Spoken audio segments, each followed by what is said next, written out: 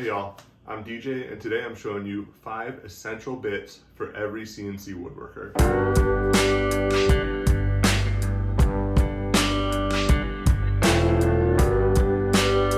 First up is a tried and true staple, the 1/4 inch flat end mill. This is the Amana 55711K Spektra coated ultra hard finish. This is a spiral finishing bit. It has 3 flutes, and as you can see, it's got 3 sharp edges, followed by a series of more dull edges. This finishing bit is good for a lot of things. First off, when I do my advanced V carves, or when I'm doing a pocket and then a V carve on top of it, and I really want a smooth finish that's gonna minimize sanding afterwards, this is my go-to bit. As you can see in here, we use it for a pocket around where this Arizona State outline is. If you wanna see more on how I made this, check out the video above. This bit's also great for cutting contours around irregularly shaped items, as you can see in this video right here. This bit gives you a mirror smooth finish, even on wood, and you actually have to sand it a little bit just so that the finish will actually adhere to it. Next up is a trusty 90-degree V-bit. This is the Amana RC-45711, and this is a replaceable insert carbide V. What I really like about this is not only is it pretty cheap, but you can also replace the knife inside of it whenever it wears out. You can rotate it up to 4 times, I believe, and it comes out with a great finish every time. I've tried a lot of different V-bits, and this is my all-time favorite. It has a sharp point, there's no flat end, and honestly, it's just the best bit for your money. Back to this sign again. As you can see, we had a lot of intricate letters here. The V-bit is what really gives you that detail and helps you get in there and get corners that are real nice and tight. This is definitely a step up for any woodworker from just doing pockets.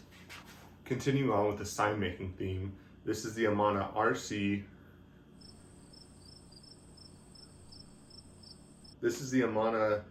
46292K. This is another Spektra coated bit. This is an upcut.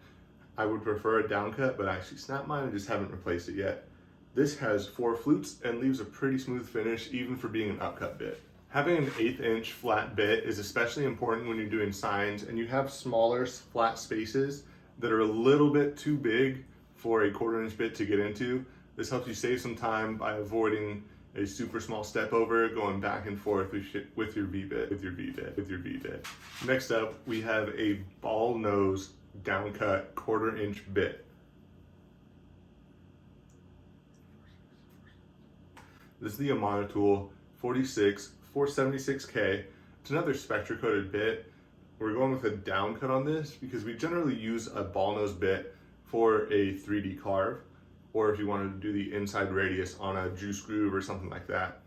We want the downcut because this generally leaves a smoother finish and requires less sanding afterwards. I made this 3D waving flag sign using that same bit. That radius on the bit helps us get the inside corners on all of these different ridges. Last but certainly not least is a keyhole bit. This may be a little bit of an unusual choice for a top 5 bits for anyone to have for CNC woodworking.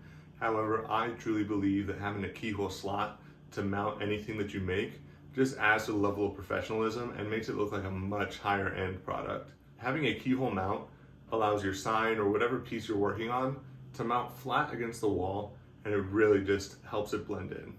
Be sure to check out my other videos and don't forget to like, subscribe, and leave me a comment.